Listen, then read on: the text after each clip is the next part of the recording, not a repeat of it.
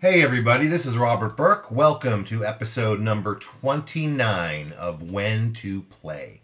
And today we're going to be talking about a game that Tom Vassell introduced me to down at Dice Tower Convention 2 in Orlando that just ended.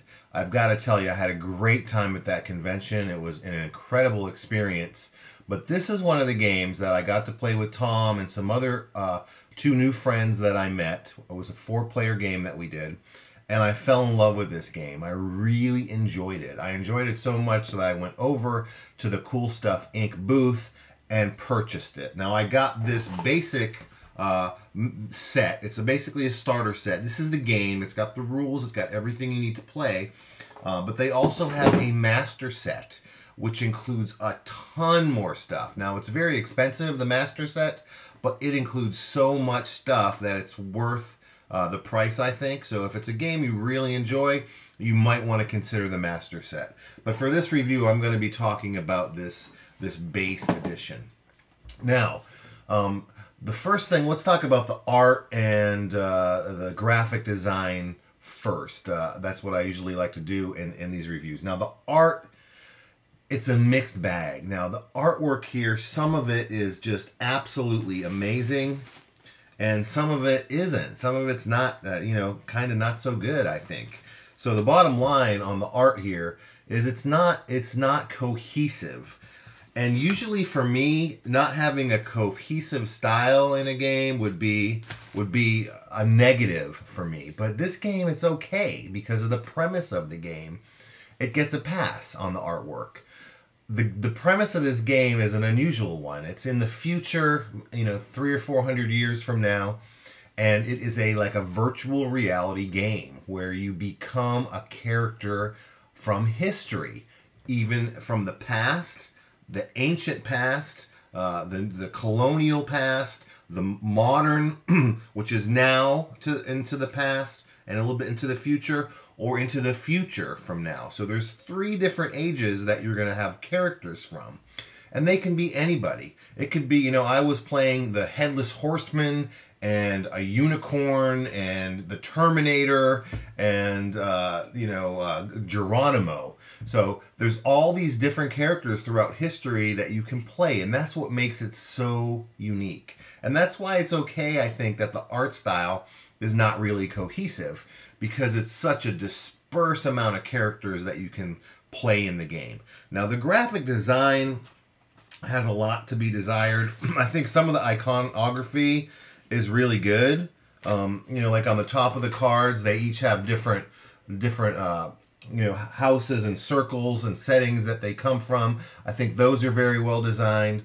And then you have all these different ability types. All these different icons represent, strength and armor and power and ranged attack and long range attacks and short range attacks and strength and honor and reputation. There's all these, and you're going to be using these throughout the game to do different things. Now, some of these icons are they're very amateurishly done.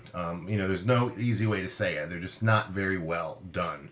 And they're not laid out very well on the side of the card here, so it makes it more difficult on players. Now, they include a great player aid, which will show you exactly what every icon means and what it represents. So that makes it much easier. So the player aids are really good to help you get through this, but they could have been laid out better. Like, for example, your melee attack is always going to be defended by your dodge rating. So they could have put those right next to each other so you can always say, oh, okay, yeah, melee, I've got to counter that with dodge. Or, ranged attack, okay, I've got to counter that with stealth. They could have laid it out much better and just having it down the side. So those are just some graphic design nitpicks that I have with the game. The graphic design in the game is not the best, and it makes it more difficult of a game than it needs to be. But once you get through that and understand, and you're looking at your player aids and you understand what does what on your characters, then it gets much easier, and that's when the game can really start to shine.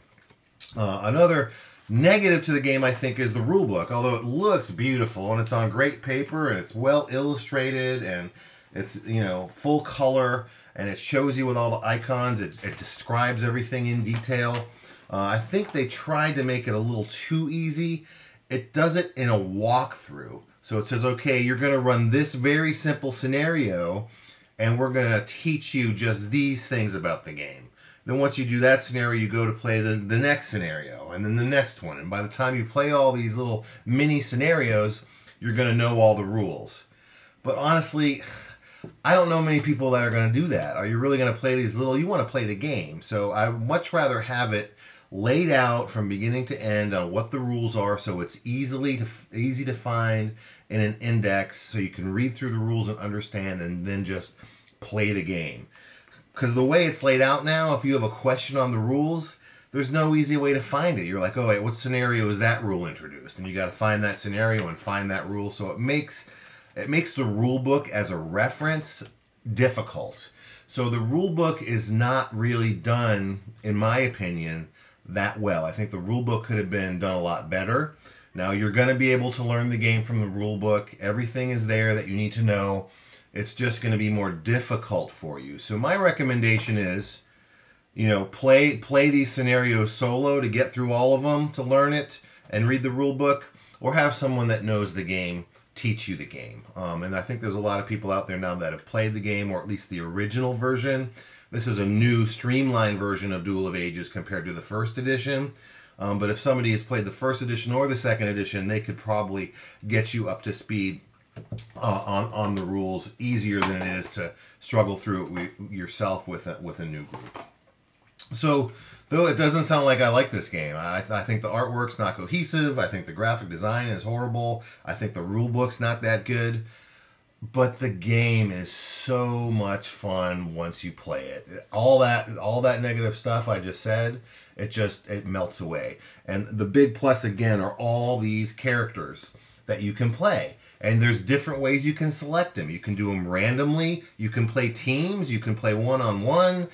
You can do a draft for your characters where you put, you know, a bunch of character cards up and you go one at a time to draft them out. And the rulebook does give you different suggestions on how to get your starting team of characters in this virtual reality world where you're going to battle each other. Like here's the Frost Dancer. When I played with Tom, I had the Unicorn. I was like, oh man, I'm going to have the Unicorn. But the Unicorn was actually a great character. I did a lot of damage with this character. Then we have the Winged Warrior Maid. I'm going to just show a couple of these. We have Minx and Jinx. We have the Infernal Construct, and they're all from different ages. Again, it's a colonial age character, an ancient age character, a modern age character, or a future age character. Here's the Amazon. Here is the Knight. All very cool. Spartacus. You can play Spartacus. It'd be a good one to have. Here's William Wallace. Here's Annie Oakley. Here's Davy Crockett. So you can really, the combinations of these historical figures that you can put against each other is never ending. And when you do draft, I do recommend drafting your characters. You want to make sure you have characters on your team from different ages, and you want to make sure your abilities are balanced. Some are going to be really good fighters. Some are going to be really fast, which is important too, because you're going to be trying to get places on the map that you build to do adventures to get more cards and equipment that makes you more powerful. Or you might have a high stealth rating, which will let you sneak into the enemy's base and gain points that way.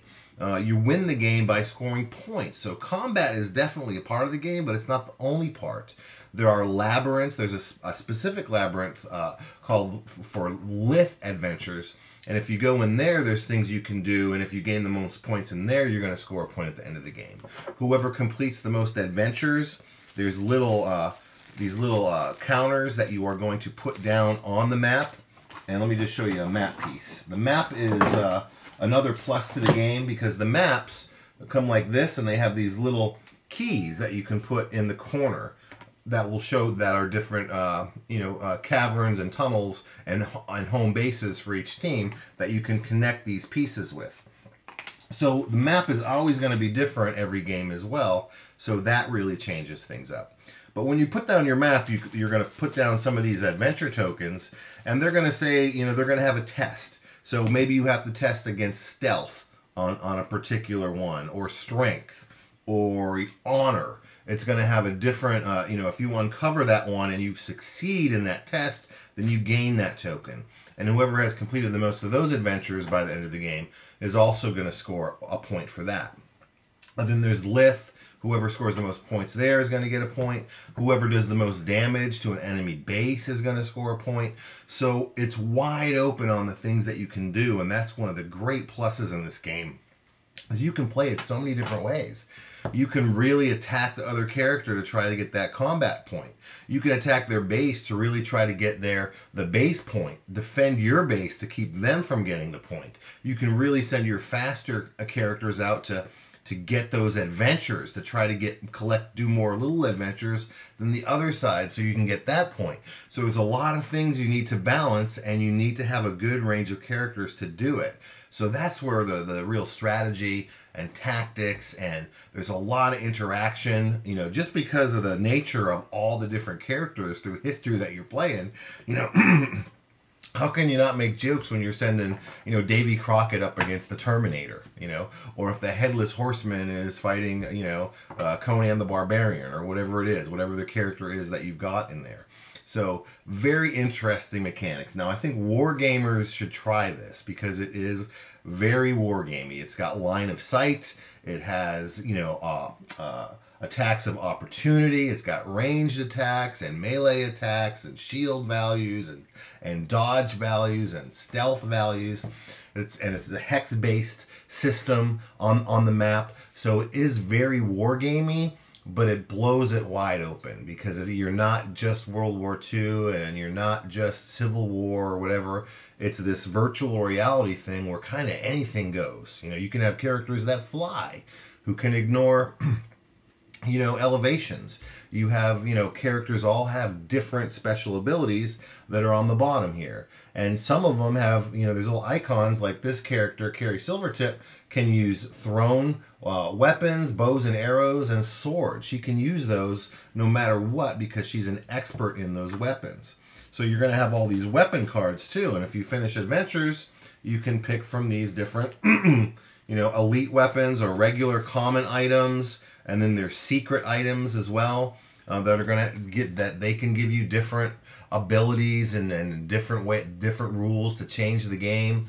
So the game is very fun because of the multiple combinations that you could have. I had Daniel Boone who had, a laser gun because he happened to get one and he had the strength to be able to use it. So he was able to use it. So things like that really just make for a wild, fun time, but it's got that kind of war game foundation. And it's very intuitive because like I said, the rule book isn't the best, but the rules all make sense. Everything is very intuitive. I can't see you behind that, mountain, so I cannot shoot at you. My ranged attack is 8. You're 10 spaces away. I cannot shoot at you. So it's very simple in that regard. You're going to move. You're going to or fire if somebody is in range of you. When you move, then you're gonna you can do an adventure or you can attack somebody in a melee attack. So it's all laid out, and the step order is all on your cards here, right on the top. So you've got a free action. You can trade weapons if you're on the same space with one of your other characters. You can trade weapons. Maybe your other character can't use that weapon and you can. So that is something you'd want to do. You would want to trade it so your teammate is more powerful. So there's all that kind of tactical stuff too. Do you want to stay close together? Do you want to spread out? All that kind of stuff is in the game. Then you can fire, move, opportunity fire. If you've moved within range of an opponent who has a ranged weapon, they're going to get an opportunity fire on you. Then there's melee, and then adventure, and then reinforcements. And the reinforcements come onto the board based on their, I forget if it was honor or reputation, one of the two. Whoever has the highest number is going to come out first. And then the stronger, more physically strong characters, more dangerous characters come out later or towards the end. So it's kind of balanced that way too. Another pet peeve, your characters take wounds, right? But there's no wound markers in the game. So, I mean, you could use other tokens that are in there, but you're going to have to use dice or little counters or, whatever. You could use anything that you want, but they're not included in this base game. But that's the only thing that's really not included that you need to play. So again, the characters cards all have these backstories on the back, this flavor text that's pretty significant. Every character has a nice little story about that character. So you can get pretty deep into this game if you want. And the world that it immerses you in is really cool. There's nothing else like it out there that I played.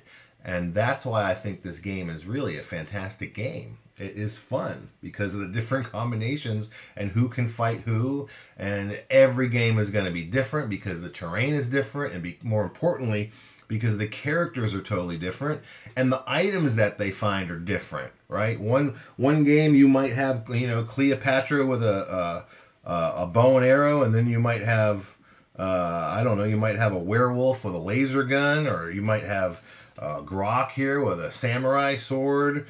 Or you could have, just the combinations are they're never ending, and every game is going to be different. And if you've got the right group of people, every game is going to be a blast.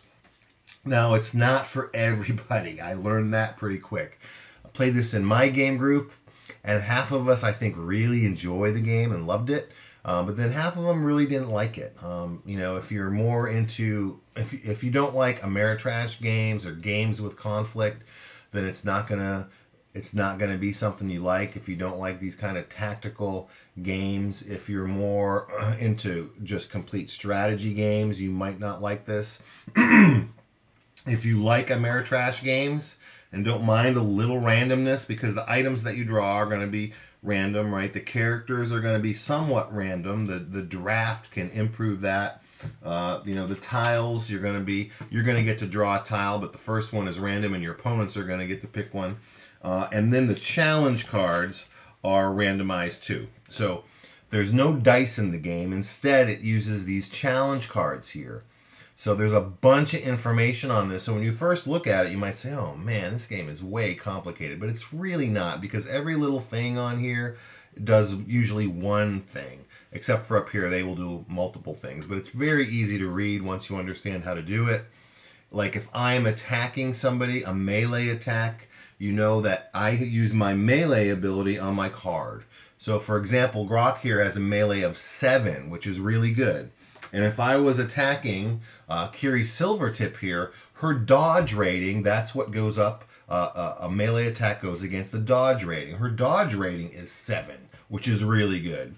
So it's 7 minus 7 is 0. So they're basically even in that regard. So when you flip the card, you look at 0. So a 0 to 1, and if I flip this card, would have been a hit, right? Then after that, you've got to look at damage. And damage is going to be the character's power.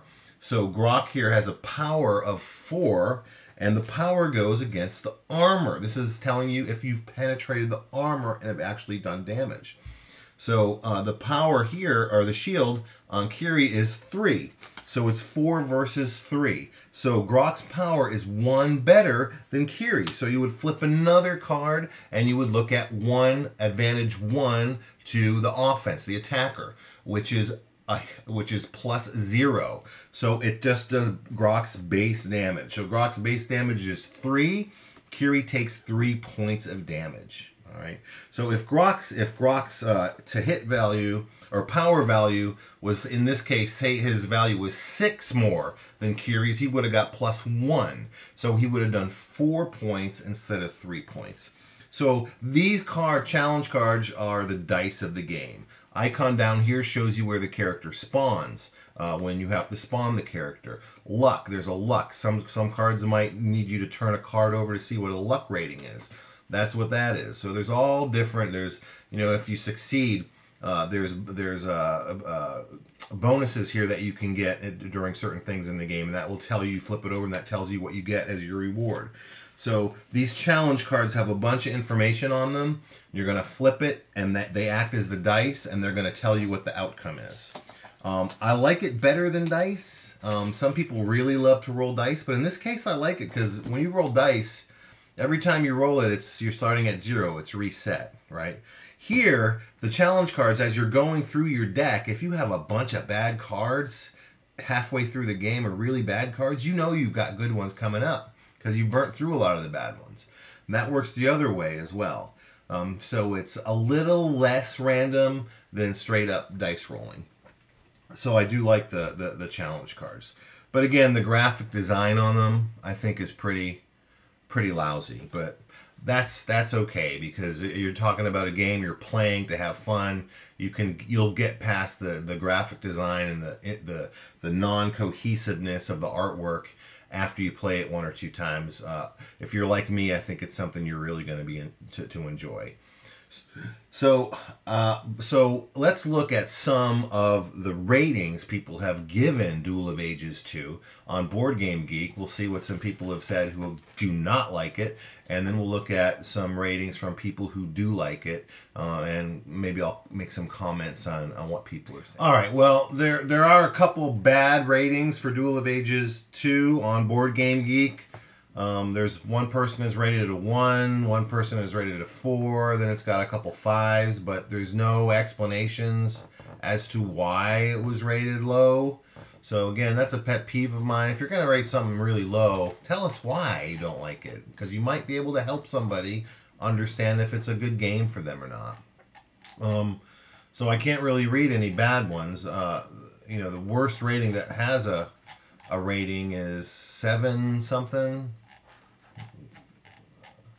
But they don't really tell us much. So let's look at some of the people who have rated it 10, which is the other way, really high. So Jim says, and also if you rate it a 10, also comment, because you're saying it's an awesome game. So tell us why it's an awesome game. So Jim says, it's out now. In my opinion, Duel of Ages 2 improves on Duel of Ages in every way. They made a game I rated a 10 even better. The components in Duel of Ages 2 are much better than the original. Yeah, and I agree. The component quality is excellent. The gameplay seems quicker to me, and there are even more characters, equipments, challenges. I couldn't be happier. Now, I can't really compare it to Duel of Ages 1 because I've never played it. The first time I played it, I played Duel of Ages 2, and I had a ball playing it. I really had a ball playing it. So that's what's important for me, is do you have fun? You might not have fun, though. I mean, if you don't like a wargamey kind of thing, if the theme doesn't appeal to you, if you like more strategy and less conflict, then it might not be for you. Mike says, Duel of Ages 1 was one of my all-time favorites. Duel of Ages 2 dramatically improves the components in addition to tweaking many minor points for the better. So that's good information. Like, if you played Duel of Ages 1 and had an opinion on it, then comments like that are helpful, right? Because so far it looks like people who knew the original one like the second one better. Here's another one. What an amazing game.